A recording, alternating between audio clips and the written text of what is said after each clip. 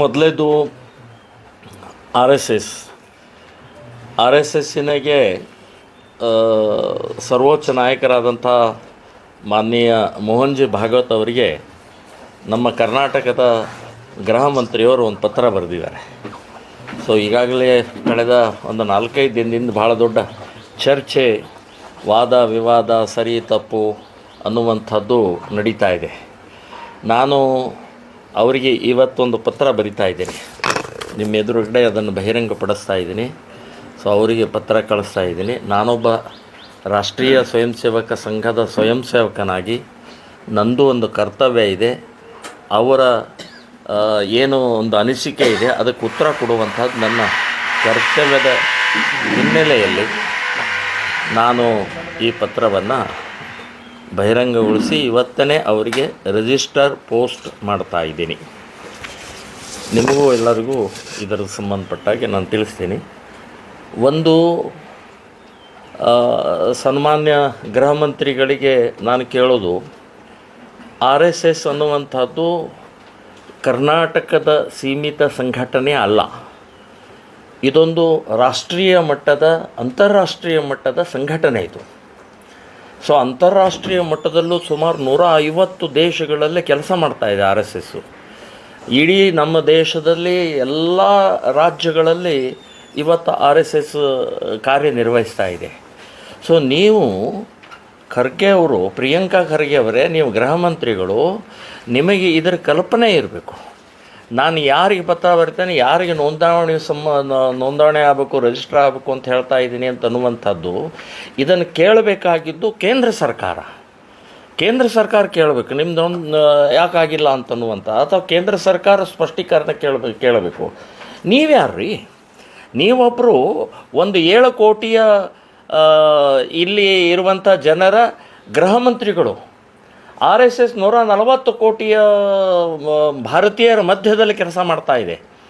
So ನೀವು 7 ಎಲ್ಲಿ 140 ಕೋಟಿ ಎಲ್ಲಿ, ಯಾವ ಲೆಕ್ಕ, ಏನು ವಿಚಾರ ಮಾಡ್ತಾ ಇದ್ದಾರೆ, ಯಾರಿಗೆ ಕೆಣಕ್ತಾ ಇದ್ದಾರೆ, ಏನು ನಿಮ್ಮ ಉದ್ದೇಶ ಏನು? ಸೊ ಈಗಾಗಲೇ ರಾಷ್ಟ್ರೀಯ ಮಟ್ಟದಲ್ಲಿರುವಂಥ ಸಂಘಟನೆಗೆ 100 ವರ್ಷ ಆಗಿದೆ, 100 ಇಯರ್ಸ್.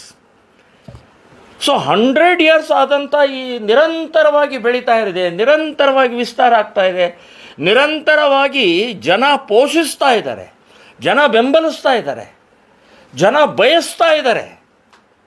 ಇವತ್ತು ನನ್ನ ಮಗ ಆರ್ ಎಸ್ ಎಸ್ಗೆ ಹೋಗ್ಬೇಕು, ನಾವು ಆರ್ ಎಸ್ ಎಸ್ ಸೇರ್ಕೊಳ್ಬೇಕು ಅಂತನ್ನುವಂಥದ್ದು ವಾತಾವರಣ ಇದೆ. ಯಾರೂ ಕಾಂಗ್ರೆಸ್ ಸೇರಬೇಕು ಅಂತನ್ನುವಂಥದ್ದು ಒಬ್ಬ ಹೇಳಿಲ್ಲ, ಹೇಳುವುದೂ ಇಲ್ಲ. ಸೊ ಇಂಥ ವಿಚಿತ್ರವಾದಂಥ ಮಾನಸಿಕತೆ ಇವತ್ತು ನೀವು ಗೃಹ ಮಂತ್ರಿಗಳು ಮಾಡ್ತಾ ಇರುವಂಥದ್ದು ಎಲ್ಲೋ ನಿಗೂಢವಾದಂಥ ಹಿಡನ್ ಅಜೆಂಡಾ ಇದೆ ಇವ್ರದ್ದು. ಸೊ ಆ ಹಿಡನ್ ಅಜೆಂಡಾದಲ್ಲಿ ಇವರೊಬ್ಬರೇ ಇಲ್ಲ, ಇವ್ರ ಹಿಂದೆ ಭಾಳ ದೊಡ್ಡ ಶಕ್ತಿ ಇದೆ ಅಂತ ಅನ್ನುವಂಥದ್ದು ನಾನು ಹೇಳ್ತಾ ಇದ್ದೀನಿ. ಇದರ ಹಿಂದೆ ಹಿಂದೂ ವಿರೋಧಿ ಶಕ್ತಿ ಇದೆ. ಕಾಂಗ್ರೆಸ್ ದೊಡ್ಡ ನಾಯಕರ, ರಾಷ್ಟ್ರೀಯ ಮಟ್ಟದ ನಾಯಕರಿದ್ದಾರೆ. ಆದರೆ ಒಂದು ನಾನು ಸನ್ಮಾನ್ಯ ಗೃಹ ಮಂತ್ರಿಗೆ ಕೇಳ್ತಾ ಇದ್ದೀನಿ, ನಾನು ಅಧಿಕೃತವಾದಂಥ ಸರ್ಕಾರದ ಪತ್ರ ಕಳಿಸಿದ್ದೀನಿ ಅಂತನ್ನುವಂಥದ್ದು ನೀವು ಹೇಳಿದಿರಿ. ನಾನು ವೈಯಕ್ತಿಕ ಪತ್ರ ಕಳಿಸಿಲ್ಲ, ಸರ್ಕಾರದಿಂದನೇ ಅಧಿಕೃತ ಪತ್ರ ಕಳಿಸಿದ್ದೀನಿ ಅಂತ ಹೇಳುವಂಥವ್ರು, ಹಾಗಾದರೆ ಸನ್ಮಾನ್ಯ ಮುಖ್ಯಮಂತ್ರಿಗಳು ಯಾಕೆ ಮಾತಾಡ್ತಾ ಇಲ್ಲ? ಸರ್ಕಾರದ್ದೇ ಅತ್ಯಂತ ಪ್ರಮುಖ ವ್ಯಕ್ತಿ ಅಲ್ಲ ಅವ್ರು ಯಾಕೆ ಮಾತಾಡ್ತಾ ಇಲ್ಲ? ಅವ್ರ್ಯಾಕೆ ಬಾಯಿ ಬಿಡ್ತಾ ಇಲ್ಲ?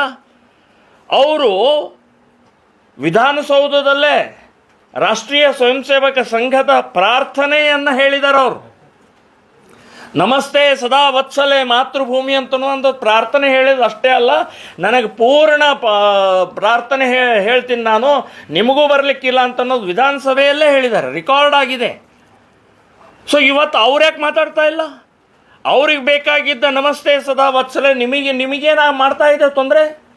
ಮತ್ತು ಆರ್ ಎಸ್ ಎಸ್ 100 ವರ್ಷದಿಂದ ಕೆಲಸ ಮಾಡ್ತಾ ಇರುವಂಥ ಸಂಸ್ಥೆ, ಒಳಗಡೆ ಇದ್ದಂಥವ್ರಿಗೆ ಏನಾದರೂ ಅಕಸ್ಮಾತ್ ಸಮಸ್ಯೆ ಇದ್ದರೆ ಅವರು ಪ್ರಶ್ನೆ ಮಾಡ್ಬೋದು.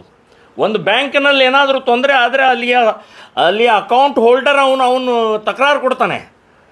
ಹಾಗೆ ಆರ್ ಎಸ್ ಎಸ್ನ ನೀವು ಹೊರಗಡೆ ಇದ್ದುಕೊಂಡು ಇವತ್ತು ನೀವು ಆರ್ ಎಸ್ ಎಸ್ ಬಗ್ಗೆ ಮಾತನಾಡುವಂಥದ್ದು ನಿಮಗೆ ಶೋಭೆ ತರುವಂಥದ್ದಲ್ಲ. ಕೇಳ್ಬೋದು, ಕೇಳಿ ನೀವು.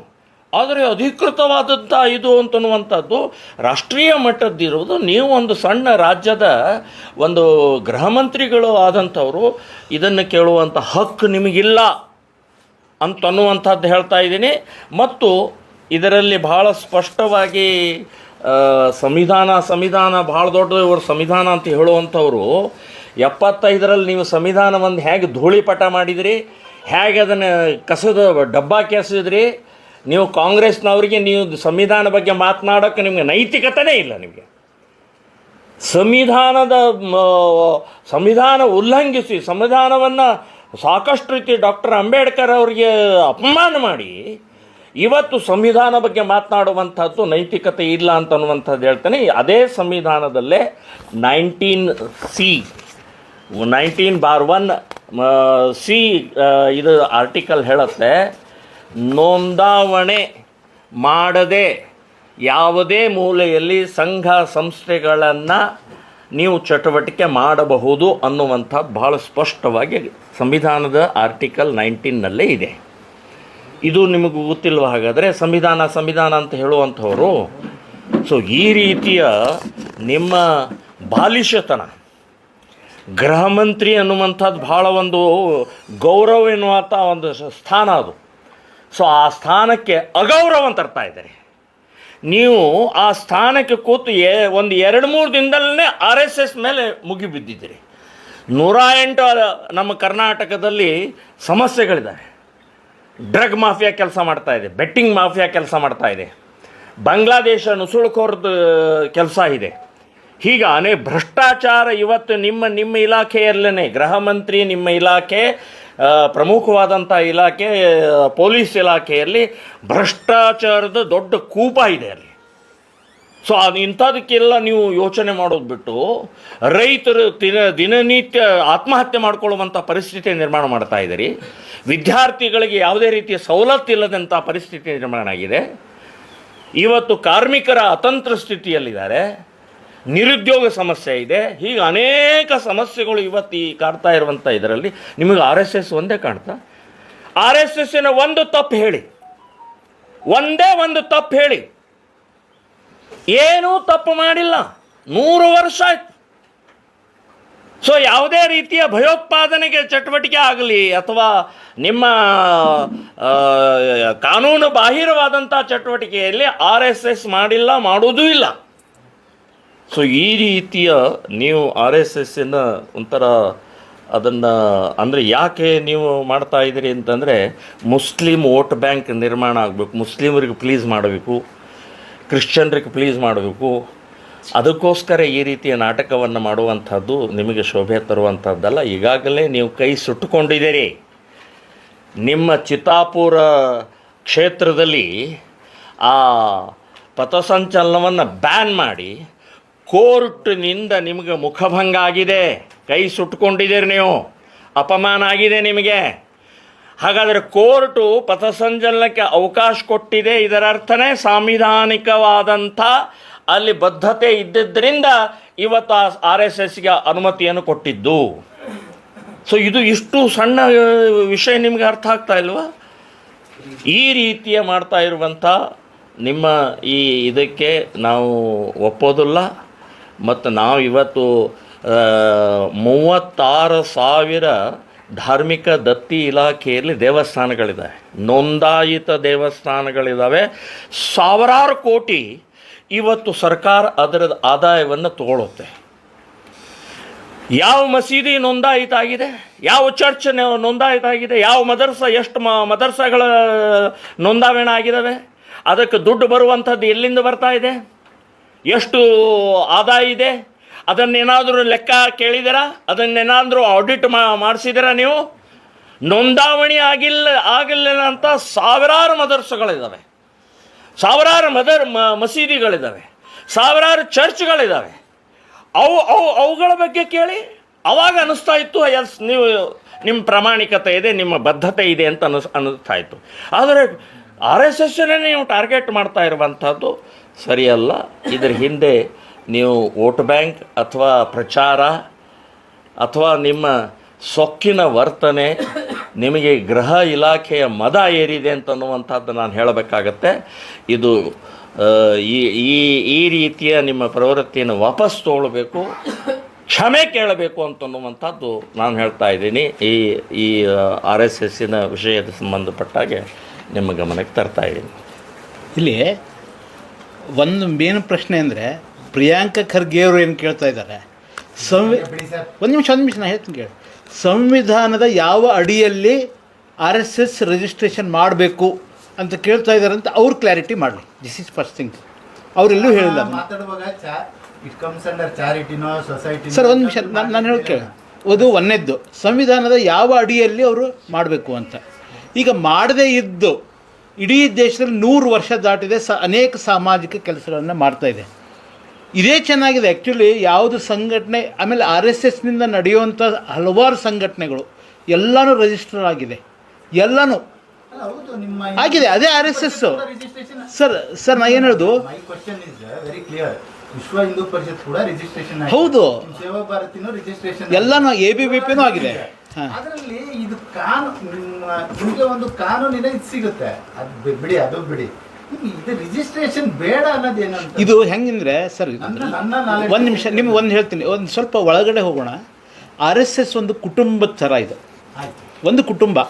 ಈಗ ನಾನೊಬ್ಬ ಇಂಡಿವಿಜುವಲ್ ಆಗಿ ನಂದು ಆಧಾರ್ ಕಾರ್ಡ್ ಇರುತ್ತೆ, ನಮ್ಮ ಫ್ಯಾಮಿಲಿಯಲ್ಲಿ 4-5 ಜನ ಇರ್ತೀವಿ, ನನ್ನ ಆಧಾರ್ ಕಾರ್ಡ್ ಇರುತ್ತೆ, ಪ್ಯಾನ್ ಕಾರ್ಡ್ ಇರುತ್ತೆ, ರಿಜಿಸ್ಟ್ರೇಷನ್ ಆಗುತ್ತೆ, ಎಲ್ಲ ಇರುತ್ತೆ. ಇಡೀ ಒಂದು ಕುಟುಂಬ ರಿಜಿಸ್ಟ್ರೇಷನ್ ಆಗಬೇಕು ಅನ್ನೋವಂಥದ್ದು ಇದೆಯಾ ನನಗೆ ಹೇಳಿ. ದೇಶಪಾಂಡೆ, ನಾವು ದೇಶಪಾಂಡೆ ಸರ್ ನೇಮ್, ಅಥವಾ ಇವ್ರ ಮುತಾಲಿಕ್, ಅಥವಾ ನೀವು ಯಾರು, ಒಂದು ನಿಮಿಷ ನಾನು ಹೇಳೋದು ಕೇಳಿ. ಅಲ್ಲಲ್ಲ, ನಾನು ಅದನ್ನು ಹೇಗಂದರೆ, RSS ಅಂದರೆ ಒಂದು ತಾಯಿ ಸ್ಥಾನದಲ್ಲಿ ನಿಂತು ಈ ಎಲ್ಲ ಸಂಘಟನೆಗಳಿಗೆ ಸ್ಫೂರ್ತಿಯನ್ನು ಕೊಡ್ತಾ ಇದ್ದಾರೆ. ರಿಜಿಸ್ಟ್ರೇಷನ್ ಆದರೆ, ನೀವು ರಿಜಿಸ್ಟ್ರೇಷನ್ ಆದರೆ ಅದರ ಸಮಸ್ಯೆಗಳು ಬೇರೆ ಇರುತ್ತೆ. ಅದು ಇವರಿಗೆಲ್ಲ ಏನೂ ಇಲ್ಲದೇ ಇಷ್ಟು ಮಾತಾಡ್ತಾ ಇದ್ದಾರೆ. ಅವರು ರಿಜಿಸ್ಟ್ರೇಷನ್ ಇಲ್ಲದೆ ಮಾತಾಡ್ತಾ ಇದ್ದಾರೆ.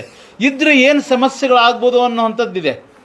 ಹೀಗಾಗಿ ನನಗನ್ಸಿದ ಮಟ್ಟಿಗೆ, ಯಾಕಂದ್ರೆ 100 ವರ್ಷದ ಹಿಂದೆ ಇದ್ದಾಗ ಮತ್ತು ಹಿಂದೆ ನೆಹರು ಅವರು ಇರ್ಬೋದು, ಎಮರ್ಜೆನ್ಸಿಲಿ ಇಂದಿರಾ ಗಾಂಧಿ ಇರ್ಬೋದು, ಯಾರೂ ರಿಜಿಸ್ಟ್ರ್ ಕೇಳದೇ ಇರೋದನ್ನು ಇವ್ರ ತಲೆಯಲ್ಲಿ ಏನು ಬಂದೋ ಮಾಡ್ತಾಯಿದ್ದಾರೆ. ನನಗನ್ಸಿದ್ದು, ನಾನು ಆ್ಯಸ್ ಆ್ಯನ್ ಅಡ್ವೊಕೇಟ್ ನಾನು ಹೇಳ್ತಾ ಇರೋವಂಥದ್ದು, ಇಂಥ 100 ಸಂಸ್ಥೆಗಳು ರಿಜಿಸ್ಟ್ರೇಷನ್ನು ಆಗಿಲ್ಲ, ಆಗದೆ ಭಾಳ ಚೆನ್ನಾಗಿ ಕೆಲಸ ಮಾಡ್ಕೊಂಡು ಹೋಗ್ತಾ ಇರುವಂಥ ಸಂಘ ಸಂಸ್ಥೆಗಳು ಇದ್ದಾವೆ.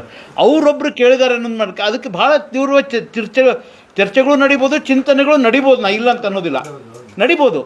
ಆದರೆ ಮಾಡದೇ ಇದ್ದರೆ ಏನು ಸಮಸ್ಯೆ ಆಗಿದೆ ಅನ್ನೋವಂಥದ್ದನ್ನು ಅವ್ರು ಹೇಳಬೇಕು. ರಿಜಿಸ್ಟ್ರೇಷನ್ ಆಗಿಲ್ಲಪ್ಪ, ನೀವೇನು ಸಮಸ್ಯೆ ಏನಾಗಿದೆ ಅನ್ನೋವಂಥದ್ದನ್ನು ಅವ್ರು ಕ್ಲಾರಿಟಿ ತೊಗೋಬೇಕು. ಆದರೆ RSSನಿಂದ ಸ್ಫೂರ್ತಿ ಇರುವಂಥ ಎಲ್ಲ ಸಂಘಟನೆಗಳು, ಈವನ್ RSS ಕಾರ್ಯಾಲಯಗಳಿದೆ. ಇಲ್ಲಿ ಶಿವಕೃಪಾ ಟ್ರಸ್ಟ್, ಯಾವುದು ಧಾರವಾಡದ್ದು, ಹುಬ್ಳಿದು ಲೋಕಹಿತಾಸ್ ಟ್ರಸ್ಟ್. ಅಂದರೆ RSS ಕಾರ್ಯಾಲಯಗಳು ಎಲ್ಲ ರಿಜಿಸ್ಟ್ರೇಷನ್, ಅದರ ಲೆಕ್ಕ, ಅಕೌಂಟ್ಸು ಎಲ್ಲ ಇದೆ. ಟ್ರಸ್ಟು, ಸೊಸೈಟಿ ಎಲ್ಲ ಇದಾವೆ. ಬ್ಯಾಂಕ್ ಇದೆ, ಧಾರವಾಡ ಅರ್ಬನ್ ಕೋಆಪರೇಟಿವ್ ಬ್ಯಾಂಕ್, ಸಂಘದ, ಆಮೇಲೆ BJP ಒಂದು ರಾಜಕೀಯ ಪಾರ್ಟಿ, ಎಲ್ಲ ಇರೋರು RSSದವ್ರೆ ಮ್ಯಾಕ್ಸಿಮಮ್ ಅದರಲ್ಲಿ. ಅಂದರೆ ನೀವೊಂದು ರಿಜಿಸ್ಟ್ರೇಷನ್ ಅಂತಂದರೆ ಅದಕ್ಕೆ ಒಂದು ಸ್ಮಾಲ್ ಇದು ಬರುತ್ತೆ. ಅದು ಇಲ್ಲದೇ ಇಡೀ ಜಗತ್ತಿನಲ್ಲಿ ದೊಡ್ಡ ಸಮಸ್ಯೆಯಾಗಿ ಬೆಳೆಯೋದು ಭಾಳ ಕಷ್ಟ ಇತ್ತು. ನನ್ನ ಅನಿಸಿದ ಮಟ್ಟಿಗೆ ಅದು ನನ್ನ ವಿಶ್ಲೇಷಣೆ. ಅದು ನನ್ನ ವಿಶ್ಲೇಷಣೆ. ಅದು ಇರ್ಬೋದು. ಅಲ್ಲ, ಹಿಂಜರಿಕೆ ಇಲ್ಲ, ಅದು ಅವಶ್ಯಕತೆ ಏನಿದೆ ಅಂತ ಅನ್ನೋ ಪ್ರಶ್ನೆ ಅಷ್ಟೇ. ಹಿಂಜರಿಕೆ, ಇಷ್ಟೆಲ್ಲ ಬ್ಯಾನ್ ಸಹಿಸಿ ಎಲ್ಲ ಮಾಡೋದವ್ರಿಗೆ ಹಿಂಜರಿಕೆ ತಗೊಂಡು ಏನು ಮಾಡೋದು? ಅವಶ್ಯಕತೆ ಏನಿದೆ? ಪ್ರಿಯಾಂಕ ಖರ್ಗೆ ಹೇಳಿದ ತಕ್ಷಣ ನಾವು ಮಾಡಬೇಕಾ? ಅದೇ ಅಷ್ಟೇ. ಆಮೇಲೆ ಇನ್ನೂ ಒಂದಾಗುತ್ತೆ ಸರ್, ಇಲ್ಲಿವರೆಗೂ ಅದನ್ನು ಯಾಕೆ ಕೇಳಿಲ್ಲ, ಅದು ನಮ್ಗೆ ಕ್ಲಿಯರ್ ಮಾಡಿಬಿಡ್ರಿ. ಯಾಕೆ ಕೇಳಿಲ್ಲಪ್ಪ ಇಲ್ಲಿವರೆಗೂ ಅದನ್ನು? 100 ವರ್ಷದಲ್ಲಿ ಯಾಕೆ ಕೇಳಿಲ್ಲ? ಅದು ಒಂದಿದೆ ಅಲ್ಲ ಪ್ರಶ್ನೆ. ನೆಹರು ಕೇಳಿಲ್ಲ, ಇಂದಿರಾ ಗಾಂಧಿ ಕೇಳಿಲ್ಲ, ಯಾವ ಕಾಂಗ್ರೆಸ್ ಅದಕ್ಕೆ ಪ್ರೈಮ್ ಮಿನಿಸ್ಟರ್ ಕೇಳಿಲ್ಲ, ಇವರೇ ಕೇಳ್ತಾ ಇದ್ದಾರೆ. ಅದನ್ನು ಉತ್ತರ ಕೊಡಲಿ. ಡೆಮೋಕ್ರಸಿನಲ್ಲಿ ನೀವು ಲಾಯರ್ ಇದ್ದೀರಾ, ತುಂಬ ಚೆನ್ನಾಗಿ ಗೊತ್ತಿದೆ. ಮತ್ತು ಇದು ವಾದದ ವೇದಿಕೆನೂ ಅಲ್ಲ ಇಲ್ಲ. ಅದು ನನ್ನೊಬ್ಬ ಜನರಲ್ ಇದಾಗಿ ನಾನು ನಿಮ್ಮನ್ನ ಕೇಳಿದೆ ಅಷ್ಟೇ. ನಾನೊಬ್ಬ ಇದಾಗಿ ಈ ದೇಶದ ಸಿಟಿಸನ್ ಆಗಿ ನಿಮ್ಮ ವಾದ ವಿಶ್ಲೇಷಣೆ ನನಗೆ ಕ್ಲಾರಿಟಿ ಇದು ಬರಲಿಲ್ಲ, ಒಂದು ಸ್ಪಷ್ಟವಾದಂತಹ. ಸರ್, ಇನ್ನೊಂದು ಸಣ್ಣ ಎಕ್ಸಾಂಪಲ್ ನೀವು ಪ್ರಯತ್ನ ಮಾಡ್ತೀವಿ. ಒಂದು ದೇವಸ್ಥಾನ ಒಂದು ಟ್ರಸ್ಟ್ ಅಂತ ಮಾಡ್ತಾರೆ. ಒಂದು ನಿಮಿಷ, ಅದ್ರ ಒಳಗಿನ ದೇವರದಲ್ಲ ಮೂರ್ತಿ, ಅದೇನಾದರೂ ರಿಜಿಸ್ಟರ್ ಆಗಿದೆಯಾ? ಈಗ ಅವ್ರು ಸುಮ್ನೆ ಹೇಳಿದ್ರು, ಸುಮ್ನೆ ನಾನು ಪ್ರಶ್ನೆ ಕೇಳೋದು. ಈಗ ಪ್ರಮೋದ್ ಜಿ ಅವ್ರು ಏನ್ ಹೇಳಿದ್ರು ಅಂದ್ರೆ ಇಷ್ಟು ದೇವಾಲಯಗಳು ಇಷ್ಟಿದ್ರು ವ್ಯಾಪ್ತಿಗೆ ಬರುತ್ತೆ ಅಂತ. ದೇವಸ್ಥಾನಗಳಾಗಿದೆ. ಕೇಳಿದ್ದು ಸುಮ್ಮನೆ ನಿಮ್ಮನ್ನ ಸರಿ ಇದೆ ಕೇಳಿ ಚರ್ಚೆ ಆಗ್ಲಿ. ಏನ್ ಸಿಸ್ಟಮ್ಯಾಟಿಕ್ ಆರ್ಡರ್ ಬರುತ್ತೆ ಗೊತ್ತಾ, ನೀವು ಏನನ್ನು ಅಲ್ಲಾಡ್ಸಕ್ಕಾಗಲ್ಲ. ಕರೆಕ್ಟ್ ಆಗಿ ಇದನ್ನೇ ಮಾಡ್ಬೇಕು, ಈ ತರನೇ ಇರಬೇಕು ಅನ್ನೋದು ಒಂದು ರೂಪರೇಷೆ ಇರುತ್ತೆ. ಯಾಕೆ ಅಂತಂದ್ರೆ ಒಂದು ಇಲಾಖೆಯ ವ್ಯಾಪ್ತಿಗೆ ಬರುತ್ತೆ ಅಲ್ವಾ. ಈಗ ತಪ್ಪೇನಿದೆ, RSS ಒಂದು ಸಂಘಟನೆ, ಈ ದೇಶದ ಸಂಘಟನೆ, ತಪ್ಪೇನಿದೆ? ಅದು ಎಲ್ಲ ಸಂಘಟನೆಗಳಂತೆ ಇರುತ್ತೆ. ಅವ್ರು ಕೇಳ್ತಾರೆ ನಿಮ್ಮನ್ನ ಕೆಳಕಕ್ಕೆ, ನಿಮ್ಮನ್ನ ಇದ್ ಮಾಡೋಕೆ, ನಮ್ಮನ್ನ ಇದ್ ಮಾಡ್ತಾರೆ ಅಂತಲ್ಲ. ನೀವು ಹೇಳಿದ್ರೆ ವಿಶ್ವ ಹಿಂದೂ ಪರಿಷತ್ ಅಂತ ಒಂದು ಸಂಘಟನೆ ರಿಜಿಸ್ಟ್ರೇಷನ್ ಇದೆ. ಸೇವಾ ಭಾರತಿ RSS ನಡಿಯಲ್ಲೇ ಬರುವಂತ ಸೇವಾ ಭಾರತಿ ಸಂಘಟನೆಗೆ ಇದು ರಿಜಿಸ್ಟ್ರೇಷನ್ ಇದೆ. RSS ಯಾಕಿಲ್ಲ ಅಂತಂದ್ರೆ ನೀವು ಕೊಡ್ತಿರೋ ಆನ್ಸರ್ ಇದೆಯಲ್ಲ, ಅದು ಕ್ಲಿಯರ್ ಬರ್ತಾ ಇಲ್ಲ. ನನಗೆ ಇದಿದೆ, ಯಾವುದು ಆಧಾರ್ ಕಾರ್ಡ್ ಇದೆ, ನನ್ನ ಮಗನಿಗಿದೆ, ನನ್ನ ಕುಟುಂಬ ಅಂತಿದೆ. ನೀವು ಅದನ್ನ ಕೊಡಕ್ ಹೋದ್ರಿ ಅದಂಗೆ ಬರಲ್ಲ. ಕುಟುಂಬ ಅಂತಂದ್ರೆ ಕುಟುಂಬನೇ, ಕುಟುಂಬ ಇಸ್ ಸಪ್ರೇಟ್. ಸರ್ ಅದೇ RSS ಅಂತ ಹೇಳ್ತಾ ಇದ್ದೀನಿ ನಾನು ನಿಮಗೆ. ರಿಜಿಸ್ಟ್ರೇಷನ್ ಆದ್ರೆ ತಪ್ಪು ಸರ್, ನಾ ಅದೇ RSS ಅಂತ ಹೇಳ್ತಾ ಇದ್ದೀನಿ ನಿಮಗೆ. ಮತ್ತೆ ಇನ್ನೊಂದು ಕ್ಲಾರಿಫಿಕೇಶನ್ ಕೊಟ್ಟೆ ನಿಮಗೆ. ತಂದೆಗೆ ಏನಾದರೂ ಬರ್ತ್ ಸರ್ಟಿಫಿಕೇಟ್ ಇಲ್ಲ ಅಂತ ಹೇಳ್ತಿದ್ದು, ಮಗನಿಗೆ ಮಾತ್ರ ಇರಬೇಕು ಅನ್ನುವಂಥ. ಈಗ ತಂದೆಗಲ್ಲ, ಫ್ಯಾಮಿಲಿನ ಹೇಳೋ. ಫ್ಯಾಮಿಲಿ ಬೇರೆ, ಇಂಡಿವಿಜುವಲ್ಸ್ ಬೇರೆ. ಶ್ರೀರಾಮ್ ಸೇನೆ ಸಂಘಟನೆ ಹೌದು, ನೋಂದಣಿ ಆಗಿದೆ ಇಲ್ವಾ ಸರ್? ಇದು ಆಗಿದೆ. ಮತ್ತೆ ನಿಮಗೆ ವಿನಾಯಿತಿ RSS ವಿನಾಯಿತಿ ನಿಮ್ಗೆ ಯಾಕಿಲ್ಲ ಹಂಗಾರ? ಇಲ್ಲ, ಅವ್ರು ಮಾಡಿಸ್ಕೊಂಡ್ರು, ಅವ್ರಾಗೆ ಇಂಟ್ರೆಸ್ಟ್ ತಗೊಂಡು ಮಾಡ್ಸ್ಯಾರ. ಕಾನೂನು ಎಲ್ಲರಿಗೂ ಒಂದೇ, ನೀವೇ ತಾನೇ ಹೇಳುದು, ಸಂವಿಧಾನ ಒಂದೇ. ನೋಂದಣಿ ಅಂಕಿ ಏನು ಸಮಸ್ಯೆ? ರಾಜಕೀಯದ ಹೊರತಾಗಿ ನಾವು ಕೇಳಿದ್ದಷ್ಟೇ ಸರ್. ನೀವು ಹೇಳೋದು ಸರಿ ಇದೆ. ನಂದು ಇನ್ನೊಂದು, ದೇವರ ರಿಜಿಸ್ಟ್ರೇಷನ್ ಆಗಿಲ್ಲ, ದೇವಸ್ಥಾನದ ರಿಜಿಸ್ಟ್ರೇಷನ್ ಆಗಿದೆ. ನೀವು ಅಂದರೆ ಅವರು RSSನ್ನು ಸರಿಯಾಗಿ ಅರ್ಥ ಮಾಡ್ಕೊಳ್ಳಾರ್ದೇ ಆ ಪ್ರಶ್ನೆಯನ್ನು ಕೇಳಿದ್ದಾರೆ. ಅವರು ಒಂದ್ಸಲ RSS ಬರಲಿ, ಒಳಗಡೆ ಶಾಖೆ ಇತ್ಯಾದಿ ನೋಡಲಿ, RSS ಯಾಕೆ ರಿಜಿಸ್ಟ್ರೇಷನ್ ಆಗಿಲ್ಲ ಅಂತ ಅವ್ರಿಗೆ ಅರ್ಥ ಆಗುತ್ತೆ ಅನ್ನೋದು ನಾನು ಹೇಳ್ತಾ ಇದ್ದೀನಿ.